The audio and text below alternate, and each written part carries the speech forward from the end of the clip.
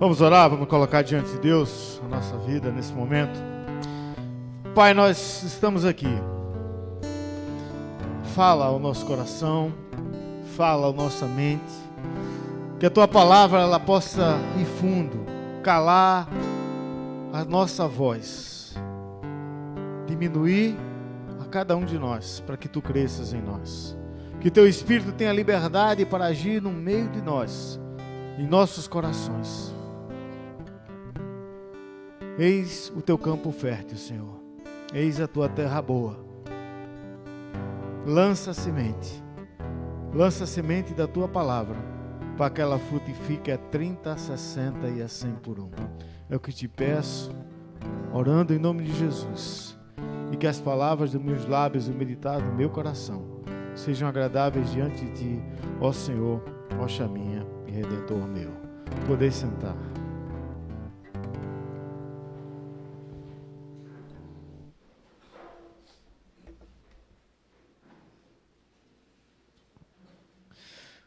A última vez que eu vim aqui, eu era amigo desse povo.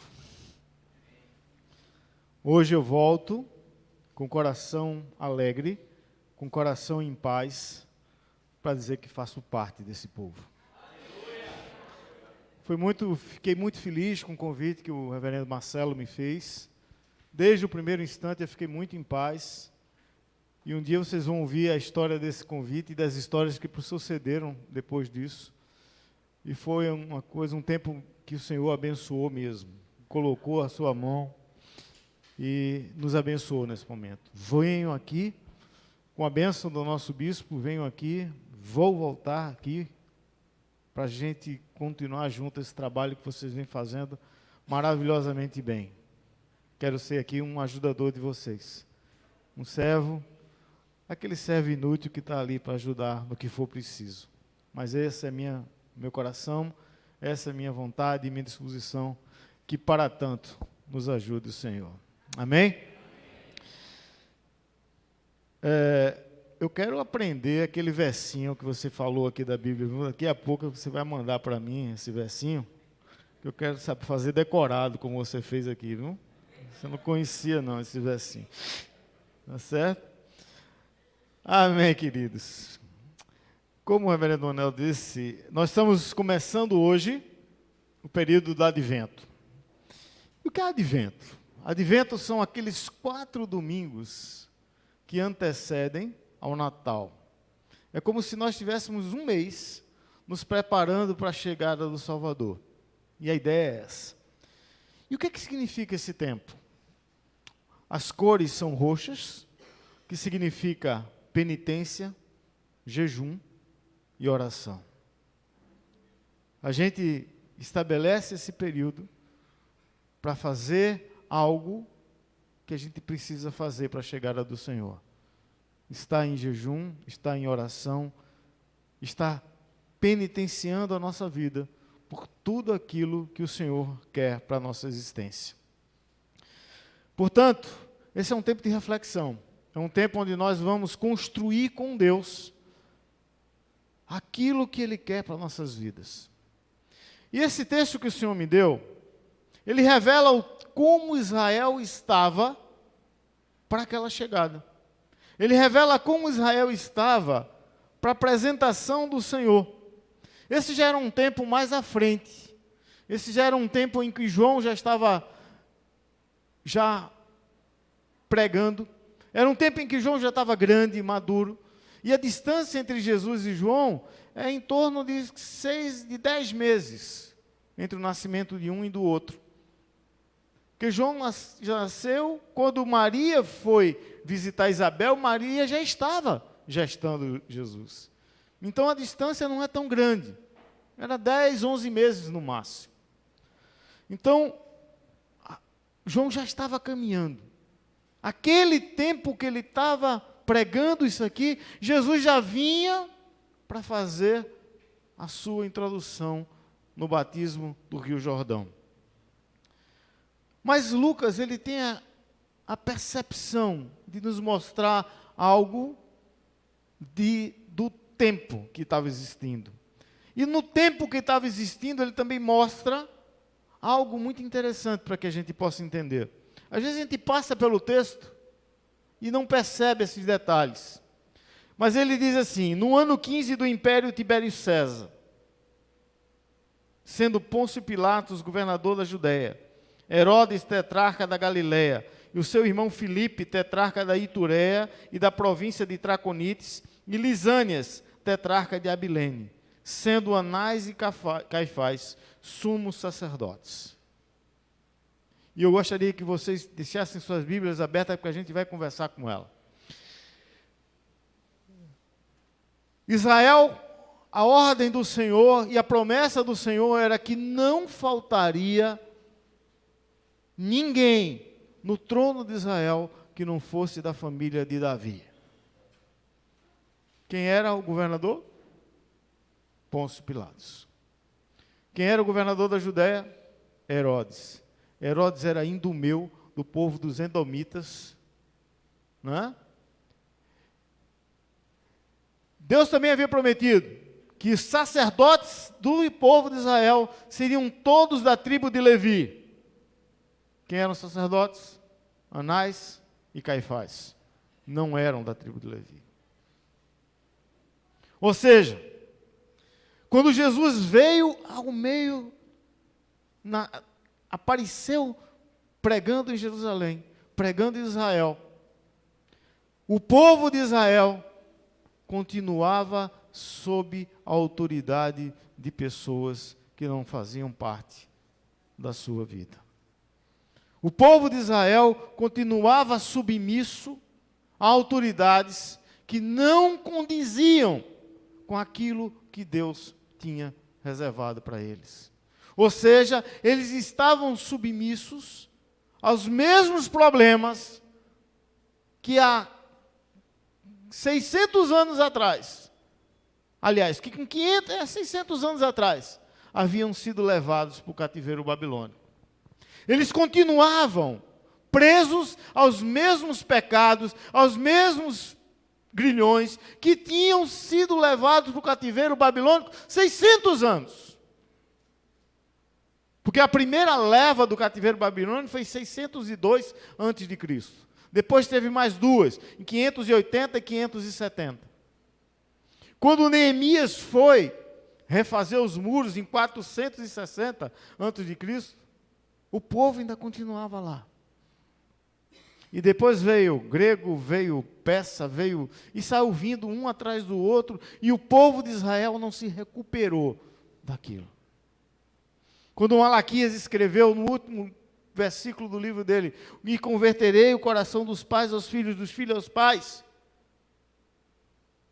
Ele estava falando de Jesus. Ele estava trazendo de volta a responsabilidade de um povo que não estava cuidando dos seus filhos. João, quando Lucas estabelece esse princípio, ele mostra: vocês estão sob a autoridade de gente que não faz parte da vontade de Deus.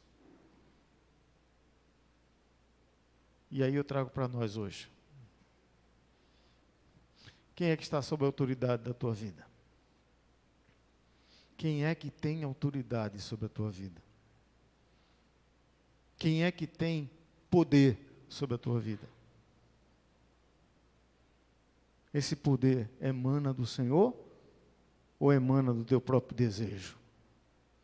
Esse poder, ele vem da vontade de Deus, ele vem do que aquilo que a gente acabou de falar, de que isso aqui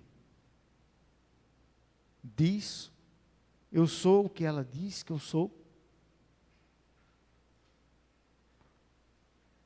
No meio dessa conversa de Lucas, né?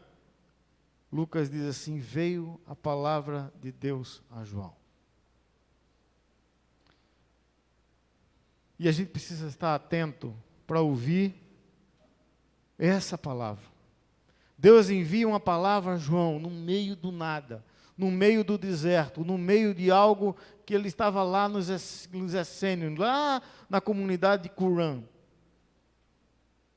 No meio do nada, é um deserto. Se você chegar lá em Israel, você vai ver que é terra, terra, terra, terra, só. E está lá a comunidade, e ele estava lá. E João sai de lá, seguindo ao longo do Rio Jordão, e pregando para as pessoas, revelando o que Deus quer para as pessoas, revelando o que Deus quer que eles mudem, aonde quer que eles mudem, revelando as palavras do profeta Isaías que deu a ele, não é? Segundo a voz do que clama no deserto, a voz que muda a sua vida. Prepare o caminho para o Senhor, para que haja perdão de pecados, para que haja batismo, para que haja arrependimento, para que o pecado seja liberto, para que o povo escute a salvação que vem de Deus.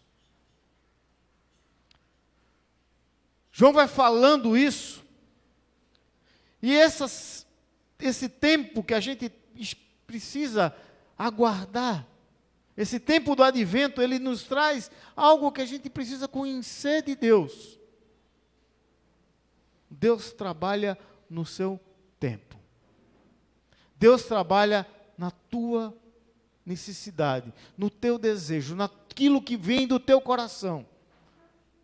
Por isso, esse é um tempo de espera. Um tempo que muda, vai mudando a partir do momento em que você se penitencia, no momento em que você ora, no momento em que você jejuma, no momento em que você começa a transformar a sua vida, no momento em que você passa a entender que essa palavra, ela vem para transformar o teu coração e a tua mente naquilo que Jesus quer para a tua vida. Esse é um tempo de mudança. É um tempo para fazer nova todas as coisas. É um tempo de espera, sim, mas é um tempo de espera em movimento, em contínuo movimento. Ele percorre toda a circunviança do Jordão, pregando o batismo do arrependimento para a remissão dos pecados. João Batista foi o precursor de Jesus. Ele cumpriu a palavra do profeta Isaías. Ele preparou o caminho do Senhor. Ele andava pelas terras de Israel, pregando o arrependimento de pecados, ministrando o batismo de renovação de vida. João pregava para que todos pudessem se preparar ante a chegada do Messias, aquele que seria o Salvador desse mundo. E ele nunca enganou ninguém, porque as pessoas chegaram a ele: és tu o Messias? Ele disse: não, vem aquele. Eu batizo com água, mas vem aquele que batizará com fogo e com o Espírito Santo, do qual eu nem sou digno de desatar as sandálias. E ele vinha dizendo isso, ele pregava essa mudança, ele pregava para que você se prepare, porque o Senhor está vindo. E a gente precisa trazer para nós aqui hoje. A gente precisa rever os nossos conceitos, rever os nossos princípios, rever aquilo que a gente está colocando como prioridade, como autoridade e poder sobre a nossa vida. Será que existem Herodes tomando conta da nossa existência? Será que existe Pôncio Pilatos tendo poder sobre a nossa vida? E eu falo desses nomes porque são nomes que não têm nada a ver com a vontade de Deus, que estão ali para mudar a vontade de Deus na nossa vida, para impedir que a vontade de Deus se planifique em nossa existência. E é preciso que a gente olhe para essas figuras que têm autoridade sobre as nossas vidas, que têm poder sobre a nossa existência, que são prioridades e princípios que impedem que Deus haja.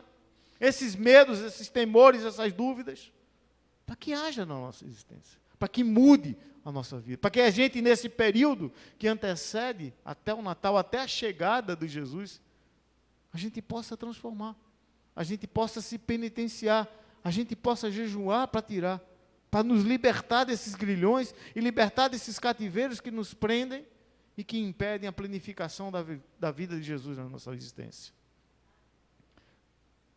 A pregação se realizava no deserto. Deserto é lugar de transição. Deserto não é lugar de ficar. Deserto é lugar de passagem. É lugar para você cruzar. Até os beduínos passam. Se um dia você dizer assim, eu estou no deserto, se prepare para caminhar. Porque você precisa passar por ele. Deserto é lugar de movimento, da escravidão para a liberdade. Deserto é lugar da sequidão para as fontes de água viva. Deserto é lugar de fome para o banquete colocado na presença dos nossos inimigos. Deserto é lugar de movimento. Ninguém fica. A gente precisa passar. Mas deserto também nos lembra algumas coisas importantes. E se a gente olhar para o povo de Israel, a gente precisa entender algumas coisas. Deserto é lugar de movimento, mas é lugar de movimento com confiança, com fé. A gente não pode esquecer aquele que nos conduz. A gente não pode esquecer que a gente precisa chegar a uma terra que Ele nos prometeu. Deserto é lugar de Deus cuidar das pessoas. Se você está vivendo hoje um deserto desse, pode esperar, Deus vai cuidar de você. Deus está cuidando de você aí, nesse lugar que você está. Como Ele fez com Israel, Ele vai fazer conosco. Ele quer te proteger de dia com a nuvem e quer colocar uma cortina de fogo de noite para que você nem tenha calor de dia, nem tenha frio à noite. Ele quer te dar um maná todos os dias, para que você se alimente, para que você tenha forças para caminhar para até o outro dia. Porque a promessa dele é de que a misericórdia dele se renovam a cada manhã. João Batista pregava nesse deserto todos os dias. Ele pregava para que nós nos arrependêssemos. Ele pregava para que o povo se arrependesse. E ele fazia, busquem o Senhor, pois Ele ama vocês. Mudem a sua existência. Não vivam de algo que não é seu, mas procure apenas aquilo que Deus tem para você. Renove as suas vidas. Façam que ela mude para melhor. Transforme os sentimentos do seu coração. Transforme os pensamentos da sua mente. É isso que João Batista vem pregando. É uma espera, sim, mas é uma espera em constante movimento. Você não pode parar. A pessoa que é hoje não pode ser a mesma amanhã. Ela precisa mudar. A intimidade com Deus que você tem hoje, ela precisa ser maior amanhã.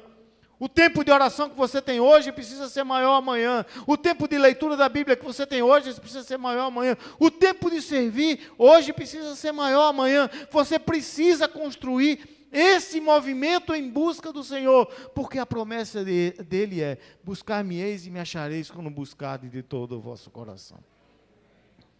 É uma espera movimentando-se para frente. Ele chama esse movimento.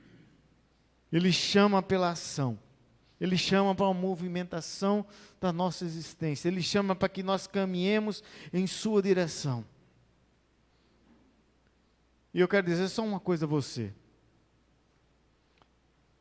Você nunca vai estar pronto. Mas vai ser sempre uma obra a ser realizada. Porque a promessa dele é: eu não vou terminar minha obra em você, até o dia em que eu chamar você para a minha vida de volta. A obra do Senhor só acaba no dia de Cristo. No dia que a gente se encontrar com Ele. Nesse dia, o crente vai dizer: eis-me aqui, Senhor. Ele disse: vem, servo bom e fiel. Foste fiel no pouco e sobre o muito te colocarei. Entra no gozo do teu Senhor. É assim que a gente precisa construir a nossa existência.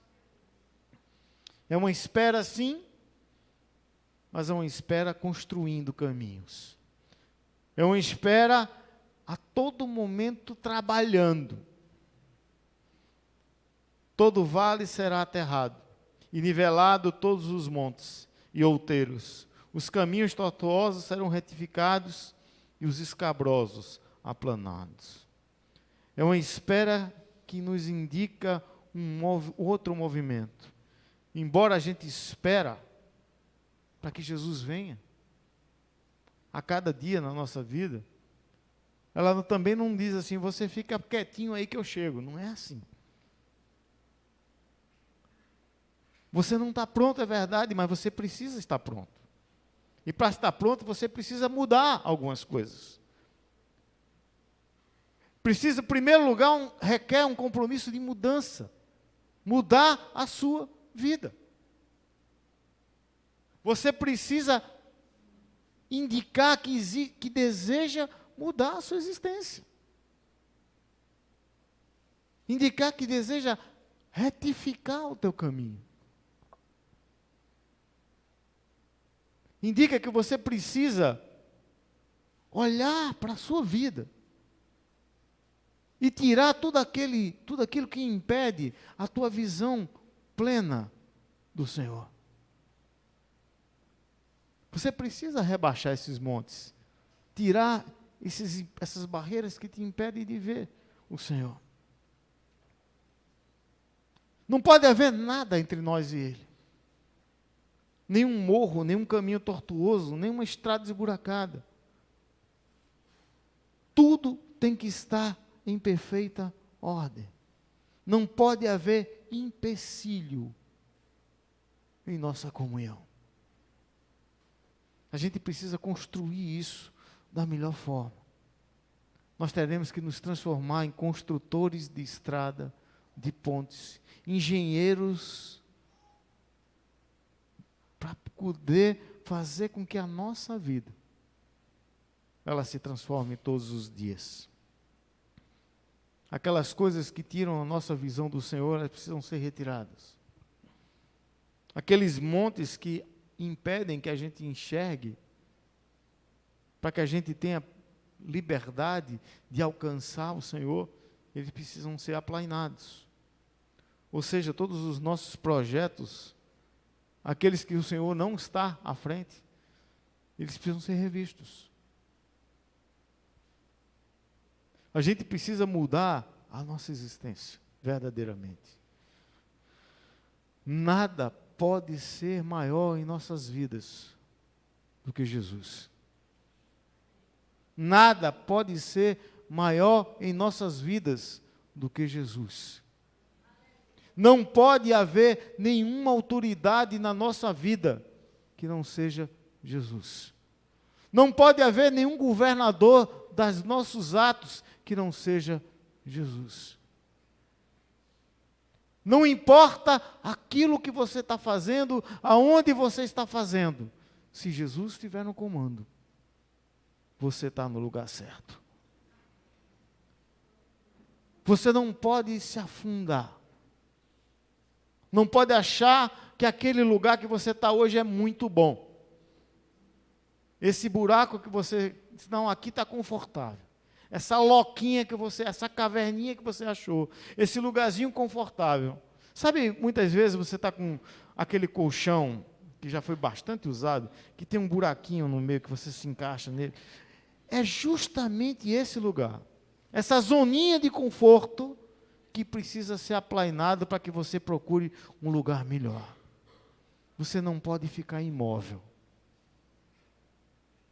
Você precisa mudar a sua existência. O Senhor quer mais de você. A palavra dele é assim: nenhum olho viu, nenhum ouvido ouviu, nenhum coração jamais imaginou o que eu tenho preparado para aqueles que me amam. Você já imaginou algo nesse sentido? Você já imaginou o que Deus quer dar a você? E a gente precisa viver isso. A gente precisa ter coragem de pegar nisso, de tomar posse disso. A gente precisa ter coragem de largar aquelas coisas que acho que são para nós motivo de segurança, largar para pegar na mão do Senhor. Tem uma historinha que conta que um alpinista, certa vez, estava escalando sozinho. E isso é um erro. Todo mundo sabe que esses esportes radicais precisam ser pelo menos dois, porque um ajuda o outro. E ele estava sozinho. E num determinado momento, ele escalando e a corda, o grampo da pedra soltou e ele cai. E ele começa a se segurar na corda e a corda começa a soltar, ele começa a cair e de repente ele para. Quando ele para num lugar, ele diz, e era escuro o lugar onde ele estava. E ele para, e ele começa a tentar ver o que é que, tocar em alguma coisa e não vê nada, como se estivesse num vão. E de repente ele olha para o céu e diz, Senhor, ele não estava enxergando nada ao redor dele. Ele disse, Senhor, me ajuda. Me ajuda, me ajuda. E ele escuta uma voz interior dizendo, corta a corda. Aí ele se agarra na corda. Ele diz, mas Senhor, ele diz, corta a corda. E ele se agarra na corda.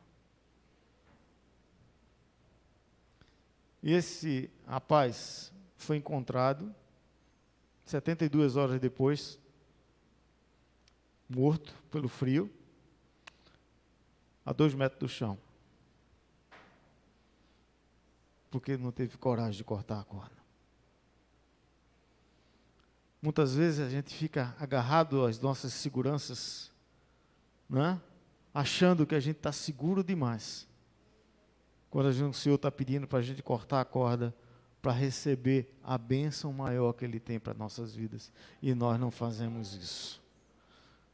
Alguns buracos desses, a gente precisa sair. A gente precisa aterrar para tomar posição e sair. A gente não pode limitar a nossa caminhada diante do Senhor. A gente não pode pôr limites ao que o Senhor quer fazer na nossa vida. O Espírito Santo é livre e Ele age como quer agir. E o vento sopra onde quer e Ele age verdadeiramente em nossa existência. João nos chama a essa percepção. Ele olha para nós e diz assim, olha, lembra dos teus antepassados. Arrependam-se do que vocês estão fazendo. Lembra o que vocês antepassados, nossos pais fizeram? E nós estamos escravos até hoje. Nós somos submissos até hoje a autoridades que não são nossas. João vem reclamando isso, vem falando disso. Muitas vezes a gente não olha para trás, não olha para a nossa existência, a gente vem dando autoridade a situações e coisas na nossa vida que vêm há muitos anos, nos limitando ao agir de Deus na nossa existência. E a gente precisa cortar essas cordas. Perceba que esses vales escuros que muitas vezes você está andando, essas pessoas em qual você está caminhando, o tipo de vida que muitas vezes nós estamos levando, nos arrastam para mais fundo, nos arrastam para mais longe da presença de Deus.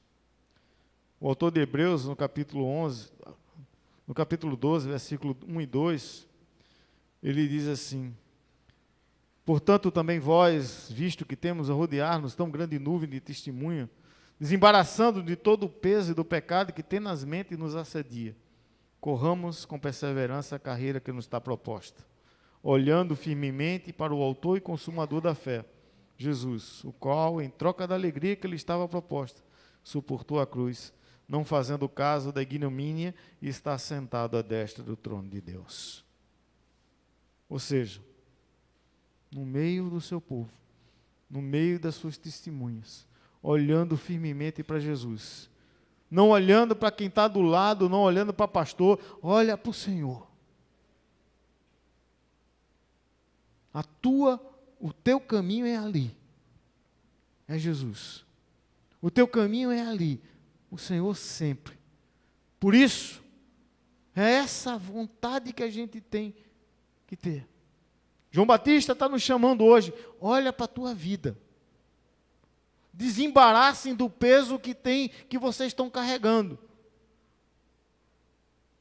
O Senhor Jesus nos chama assim, o meu fardo é leve e suave, tire este peso que você carrega. Solta isso. Você não precisa carregar isso. Eu não estou te pedindo para carregar isso. Aquilo que eu quero te dar é leve. Pega o meu jugo. Eu vou compartilhar a minha vida contigo.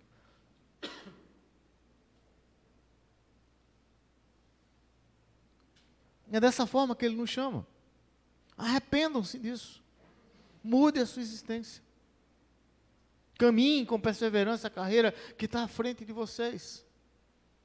É uma carreira que aplana os caminhos que estão à tua existência. Ele vai endireitar, você vai caminhar como se fosse uma pista asfaltada.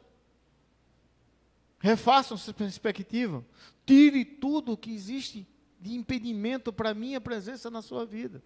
Confie naquilo que eu estou te pedindo para fazer.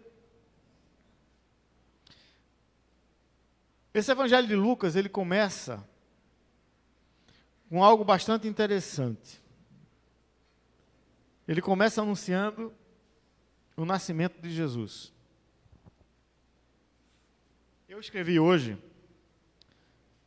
e eu não sei se alguém de vocês aqui leu o Maná. Eu escrevi hoje e disse que Maria foi a primeira pessoa que aceitou Jesus sem medir consequência. Maria foi a primeira pessoa que disse sim a Jesus, sem medir consequência. O ato dela era passível de morte. O ato dela era, se fosse uma filha minha hoje, e dissesse assim, pai, ontem o Espírito Santo apareceu para mim e disse que eu estou grávida do Messias. Você imagina a loucura que isso não funciona. Você imaginou sua filha chegar a dizer um negócio desse? Você interna ela num Luiz Pernambucano no outro dia. Né? Então, você imagina algo nesse nível. Mas ela assumiu essa consequência. Ela assumiu a consequência desse ato. E eu quero motivar vocês para ler um capítulo de Lucas até o final, até o Natal. São 24 capítulos. Você vai ler até o Natal, um capítulo por dia. E você vai ver o quanto Deus tem feito na vida dessas pessoas. Numa vida de Maria, numa vida de Isabel, na vida de um Zacarias, de um João Batista. Um devocional de vida de gente que foi transformada pelo poder da graça de Deus. Agora você vai entender algo. A gente vai esperar pelo Senhor. É verdade. Mas a gente vai esperar para o Senhor com a certeza no coração.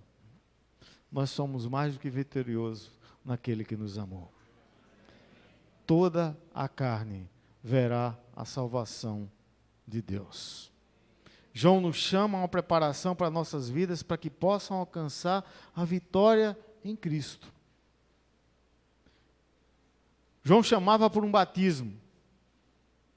E a gente precisa diferenciar o batismo de João e o batismo de Jesus. O batismo de João nos remete a um arrependimento, ao compromisso com o Senhor. Mas ele não podia perdoar pecados. Ele não podia perdoar pecados. O seu batismo era uma prova de um compromisso que fazia em relação a Deus. É uma prova de um compromisso em relação ao que a gente quer com o Senhor. As pessoas iam, se batizavam com João, dizendo, a partir de hoje eu vou ter uma nova forma de viver. A partir de hoje eu vou ter um novo caminho para viver.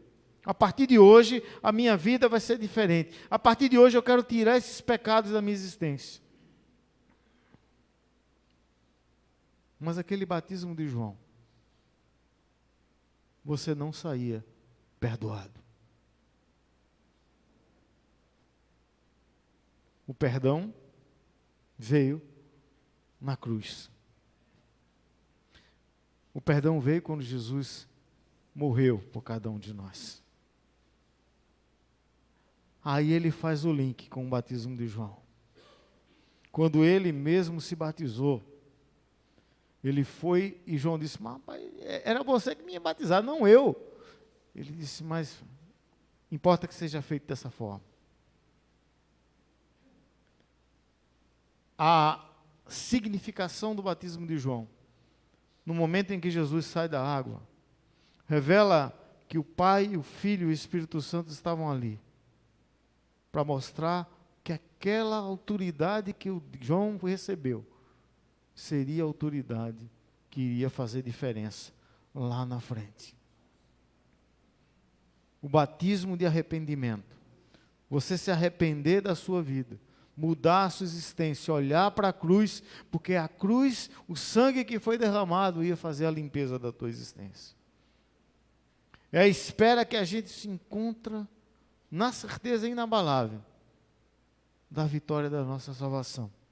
A construção dessa espera nos faz a gente receber Jesus a cada dia. É como João Batista nos incita a viver. Você precisa viver, revendo. Hoje é um pouquinho mais, amanhã um pouquinho mais à frente. E você vai construindo esse processo de transformação e de vida ao longo dessa caminhada sua. E aí a gente vai fazendo isso acontecer todos os dias. E a gente vai construindo a nossa estrada, vai aplainando os nossos caminhos, os morros vão sendo nivelados, e a gente vai caminhando com os olhos fitos no Senhor. A gente não pode fazer o que os antepassados de Israel fizeram. E abriram mão do Senhor. E viveram 40 anos vagando no deserto, porque não tiveram coragem de confiar na palavra de Deus. Muitas vezes, a gente não conquista as promessas do Senhor, porque a gente não acredita nas palavras de Jesus. Se o Filho vos libertar, verdadeiramente sereis livres. Às vezes a gente não conquista a plenitude de Deus, porque a gente vive repetindo os mesmos erros, caindo nos mesmos buracos, ficando encoberto pelos mesmos morros, andando por caminhos, pelas mesmas curvas que a gente faz, quando a gente podia andar em linha reta. Continuamos a reclamar de que os mares continuam com as ondas altas, que os ventos estão atacando o nosso barco, quando o Senhor está deitado lá na proa do barco, que basta a gente chamar Senhor, não importa que perecemos. Continuamos a reclamar de que as coisas não acontecem, murmurando todo o tempo, vivendo todo o tempo dessa forma. Né? Naquele dia lá no deserto, entre o povo de Israel, dos 40 que foram ver a terra prometida, apenas 2 tiveram a mesma visão. Caleb e Josué. Mas eles tiveram a mesma visão porque eles olharam para trás. Eles olharam, eles viram os gigantes, eles viram a terra do mesmo jeito que todos viram. Trouxeram frutas do mesmo jeito que todos viram. Mas eles tinham na memória aquilo que poderia dar esperança. Eles tinham saído de um Egito, debaixo da mão poderosa do Senhor. Eles tinham entrado no deserto, caminhando com maná de dia, codornizes à tarde, uma nuvem de dia, um sol à noite, um fogo à noite. Eles viam a presença de Deus ajudando todo o tempo. Eles viram as mesmas coisas que os outros 38 viram. mas os seus olhos não estavam fitos no problema, mas no Senhor.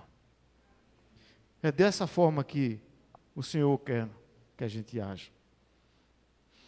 Nós temos essas 4 semanas antes que antecede o Natal.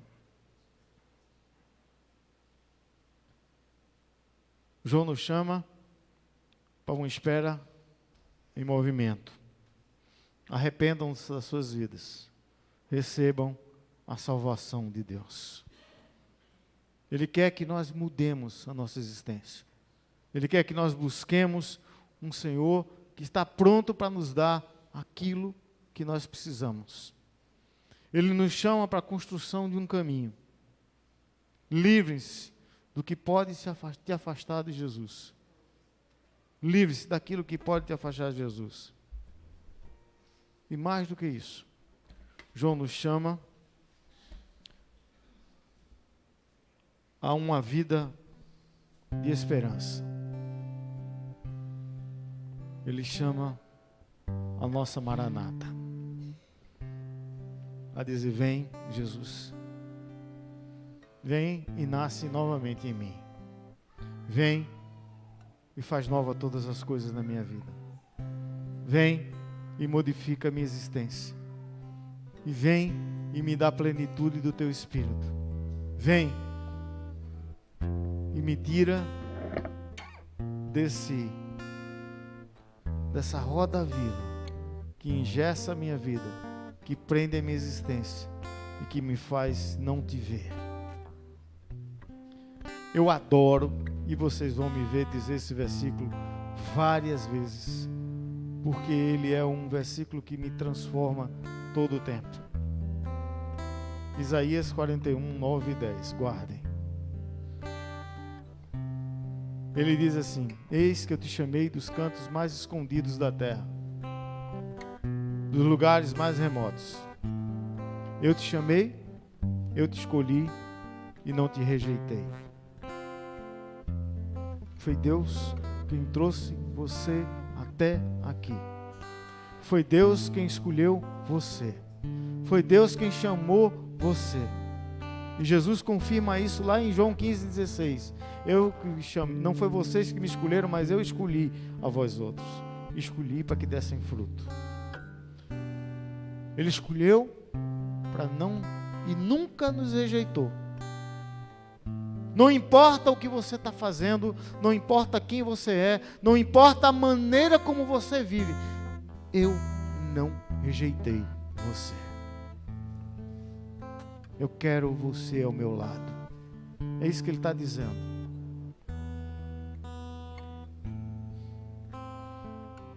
O restante do versículo 10, ele diz assim: não temas, eu estou contigo. É mesmo que ele está dizendo para nós: mas Senhor, vai ser tão difícil. Ele disse: não temas, eu estou contigo.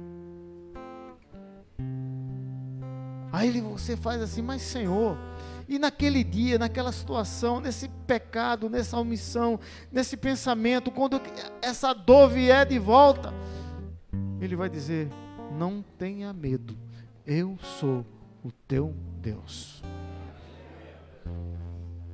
E aí ele vai dizer, aí você pode até dizer: mas se eu fraquejar, eu te fortaleço. E se eu precisar de ajuda, eu te ajudo. E se eu precisar de você mais uma vez, eu vou suprir cada uma das suas necessidades com a minha mão direita. É assim que ele trabalha conosco. Por isso, o sinal de João hoje, o tempo de João hoje, o recado de João hoje, para cada um de nós é: arrependam-se. Arrependam-se. Mude tudo aquilo que impede a presença de Deus na sua vida. Faça nova todas as coisas. Não deixe que nada e nem ninguém que tenha autoridade sobre a sua vida permaneça enquanto você busca o Jesus. Faça isso e você modificará a sua existência. Eu quero orar por você. Eu queria colocar diante de Deus a tua vida. Eu queria colocar diante de Deus para que você pudesse ter coragem para enfrentar esse tempo em penitência, em jejum, em oração. Pai, em nome de Jesus, vem sobre nós. Revela tudo aquilo que ainda impede a verdadeira comunhão dos teus filhos contigo. Que teu Espírito vá fundo em nossa alma. Que divida a nossa alma do Espírito. Que a tua palavra faça diferença em nossa existência. Que ele revele a cada um de nós aquilo que tu queres mudar. Os montes que tu queres nivelar. Os buracos que tu queres aterrar. As estradas tortuosas que andamos, que tu queres nivelar. Para que nós possamos caminhar contigo todo o tempo. Nos abençoa, Jesus. Nos abençoa. Para que quando chegar o dia de Natal, nós possamos receber esse Jesus com o coração sedento, limpo, liberto, com nada nos impedindo de viver a nossa vida, a nossa comunhão, a nossa intimidade. Muito obrigado, Senhor, por esse tempo. Muito obrigado por esse momento. É o que te louvo e agradeço em nome de Jesus. Amém e amém. Parece mesmo que esse dia nunca vai chegar. Parece mesmo que suas promessas vamos nos colocar em pé. Eu não vou viver. Possuir a terra onde a honra, leite e mel, com meus filhos ao redor, ver tuas bênçãos.